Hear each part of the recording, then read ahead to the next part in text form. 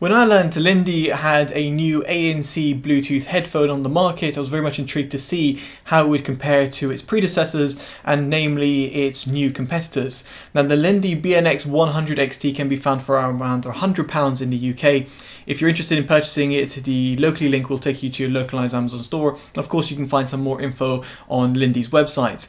Also, down in the description, you'll find some alternative suggestions that you might want to consider, and a link to my social media platforms, so Instagram and Twitter. Very much appreciate to follow if you use those platforms. And if you're interested in all electric or hybrid news or reviews, do check out Totally EV. Your support would be equally appreciated. So let's kick things off and talk about what you get in the box. Well, you've got this hard shell carrying case, which is really nice, a good addition, and it's a good size in my opinion. I think Lindy have done a good job, very much like with the BNX100. You've got a 3.5 to 6.3mm jack adapter, an airline adapter, a Type A to Type C cable for charging, and you've also got a auxiliary cable, which is a straight line cable on one end and a right angle jack on the other. And this might be a very small point to add, but I feel that the gold plating on this auxiliary cable could have been a little bit better. I feel that it kind of gone in between a silver plating and gold plating. Very small point to add, but just thought to point it out. Now, moving on to the headphones themselves, they come in an all black design, and they've got kind of like a red interior with a right and left indicator, as you can see over here. Now, there's no complaint in terms of the look of the headphones. I think they've done a good job, other than the fact that this blue light indicator, which is also serving for the battery, remains on despite you being paired and using the headphone, which might annoy some people out there. I know some people can be sensitive to the amount of light that's emitted from one of their devices. Nevertheless, this is what Lindy have decided. Now, the headphones themselves weigh 0.9 kilograms, which isn't too light, but nor is it too heavy either. But the thing I have is that the clamp force is a little bit too hard. Very much like the original Lindy BNX100, the XT pretty much take on pretty much the identical type of form factor and shape and clamp force as their predecessors, and as a result means that if you're going to use these headphones for long periods of time at home, you might find it a little bit uncomfortable after several hours of usage, namely if you're someone like myself who wears glasses, and you know the padding just feels just a little bit inadequate in that respect. Speaking about the padding, if you don't wear glasses, then the padding is pretty soft, and it is a circular shaped. It would be nice to see the oval shape that you see like on the BNX100, and at the top you've got very little padding, and it's actually a silicone type of design, which makes it actually quite useful when it comes to cleaning the headphones. If you get sweaty, for example. At the top it's got a plastic headband. Now, the adjustment of the headband can also be done, so it's nice, and the headphones also have a little bit of wiggle room. Speaking of which, they can be folded flat like this, but they can't be folded inwards, so in terms of portability you just have to be mindful of this. Other than that, when it comes to its buttons and the placement of them, I have no issues whatsoever. On the left hand side, you've got the ANC control, so you've got an on and off switch over here, and then you've got a kind of like a button over here which allows you to hear your surroundings quickly. It really lowers your music to, let's say, a couple of percentage, and then you can hear your environment, and then you can enable it again. You've got a USB Type-C port over here for charging. We'll get onto battery life in just a bit. And then you've got the play and pause button, which doubles up as a power button and pairing button, and then you've got where you can also answer and receive calls, and you've got a plus and minus button. Now, the plus and minus button, I saw some people complain with the original BNX100. I didn't have too many issues with the original ones, neither with the XT, but in terms of increasing volume, you press it once, and if you want to double tap them, then it will go to the next song. It might have been better if they had pressed it long press, but nevertheless, that's the case in terms of design. I have no issues whatsoever. Then you've got the 3.5mm jack inlet as well for your auxiliary connector. Now, in terms of using that 3.5mm jack connector, that might be really useful for those people on planes, because this headphone will get around 30 hours of playback with ANC whilst connected to the auxiliary input. If you were to unplug the auxiliary input and still have ANC, what you'll find is this headphone will last around 12 hours on a single charge, and if you were to disable ANC and have it play over wireless, then you're going to be able to have it playing for around 15 hours, which are all decent figures given the fact that this is a £100 headphone. So all worth considering, and I have no complaints complaints there whatsoever. Now before moving on, it is worth bearing in mind that this has also an auto pose function. Now I'm not too much of a fan of it, mainly because it does seem to be a little bit overly sensitive. So if you place it on your headphone, on your head, and then you put the headphones down, what you'll find is that sometimes it plays, sometimes it doesn't. It just seems to be a little bit kind of a mix and match as to how it actually performs in terms of play and pausing. Furthermore, in terms of this function, I would have liked it to be enabled or disabled via a button, and unfortunately I don't think that is a possibility given the fact that you don't have any app integration unlike some of its competitors. And now we get on to performance, and let's kick things off and talk about recording quality. Now here the headphones actually do a really good job at portraying my voice. I feel that my voice is done pretty well, and furthermore when it comes to a noisy environment, it does a decent job at cancelling out the sounds around me and focusing on my voice and bring it to the foreground.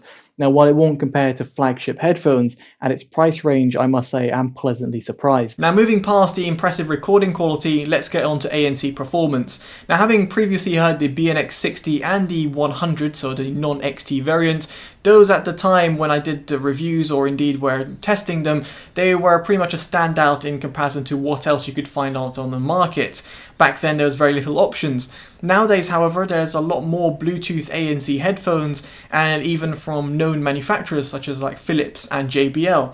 And those two manufacturers do excellent job at producing good quality headphones at a budget price. As a result, let's say the PH805s from Philips are far superior in terms of ANC quality over the BNX-100XT, and with the JBL Club 950NC, those don't do as much of a good job, very much like the 100XT in comparison to the Philips PH805, but are very much a competent job at ANC performance. Ultimately, what I'm trying to say over here is the ANC performance of these headphones is competent, but it's nothing to really be shouted about and nothing really more of a unique selling point in comparison to what else you can find out on the market. And it should also be pretty much, kind of common sense, but I thought to point it out anyway, that these headphones shouldn't be compared to flagship ANC headphones out there on the market, which will be far superior in this domain. And now we move on to sound quality. Now first off, I will like to kind of reference the ANC, because when you're toggling ANC, it will affect the sound quality of the headphones ever so slightly. It's not as obvious as, let's say, the JBL comparison, which really does boost up the mid bass. However, here you can still hear a little bit of a boost in the bass tones and a little bit degradation in the mids, but it's not as severe in comparison to some of its competitors. So Lindy have done a good job of here at kind of giving a good balancing act. Also, on the subject of sound quality, these headphones, in comparison to a lot of its competitors at this price range, support the aptX codec, which is very much appreciated. So here you can have the aptX codec or the SPC codec. Now, as far as I'm aware, with my Google Pixel 4a 5G, I couldn't find the AAC codec supported. I'm not sure, I didn't see it supported on Lindy's website. I could be wrong, but what I would like to say over here is that if you're an iPhone user, you might want to bear that in mind, because you won't be able to use the Qualcomm aptX codec because your Apple device doesn't support it, at least not the iPhone devices as far as I'm aware, and you'll be resorting to the lowest quality SPC codec and not being able to benefit from the slightly better codec for iPhone users, or iOS users should I say, and using the AAC codec. So just worth bearing that all in mind. Now, moving past that, let's talk actually about the sound frequencies and how does this headphone do. So starting off with the sub-bass tones, these headphones do a good job at producing a low-end rumble. Now, while it does sound cut off and it won't be as, meaty sounding as, let's say, the JBL Club 950NC, it is still pretty good in this domain. You don't really feel that there's kind of a lackluster performance in the sub-bass tones. However, the same couldn't be quite said about the mid-bass. Here I felt the mid-bass is a little bit, uncontrolled. It feels a bit wobbly, and when you're listening to hard-hitting sounds, you'll feel that the BNX-100XT seems to just not do that much of a great job in handling those mid-bass tones. And As a result, I was actually left a little bit disappointed in this domain. Not overly surprising given its predecessors, but in comparison to its newfound competitors, which do a much better in the mid-bass tones, here I was just a little bit left disheartened and a bit disappointed. As for the mids, they are recessed and pushed back, but despite this fact, they're pretty accurate and they will sound good on the whole. If you're listening to, let's say, female vocals, I don't think you're going to have too much of an issue. Again, just worth bearing in mind that these are pushed back, and in comparison to, well, more expensive headphones, it should come as no surprise that these will sound a little bit, well, recessed in that domain. As for the highs, they extend really well. I had no issues whatsoever. They extend pleasantly at the high-end tones and give you a nice sort of crystal type of sound at the top end without sounding too rolled off. And again, in comparison to flagship headphones, they won't extend as much, but at this price range, I think the Lindy headphones do a fantastic job. Now, the soundstage here is a little bit of, not say catch-22, but I think that Lindy could have done a slightly better job given their experience in the field and their experience with their previous headphones. I feel that Lindy haven't wanted to, let's say, amend the sound signature too much, and as a result the soundstage hasn't really been affected. Here what you'll find is that the instrument separation is there, but it could be a little bit wider and a little bit better done. So therefore, when you're listening to, let's say, instruments come from left and right, you just don't feel that their separation is as well done in comparison to, let's say, the Philips PH805s. As for the width and depth, it feels a little bit too closed in, and while it is good in comparison to its predecessors or indeed some of the cheaper headphones out there on the market, in comparison to, let's say, the JBL headphones or even the Philips headphones, I feel that the Lindy headphones just sound a little bit more close sounding, a little bit more claustrophobic, and therefore it doesn't lead to as much of a joyous experience when you're listening back to music or even, let's say, watching movies. So on the whole, in terms of the overall sound quality, the Lindy BNX-100XT does an okay job. It's competent and it's perfectly fine. However, I would have expected just a little bit more pizzazz and a little bit more sound quality to come through in comparison to its predecessors and indeed its newfound competitors on the market. As a result, I can't really see myself actively recommending them.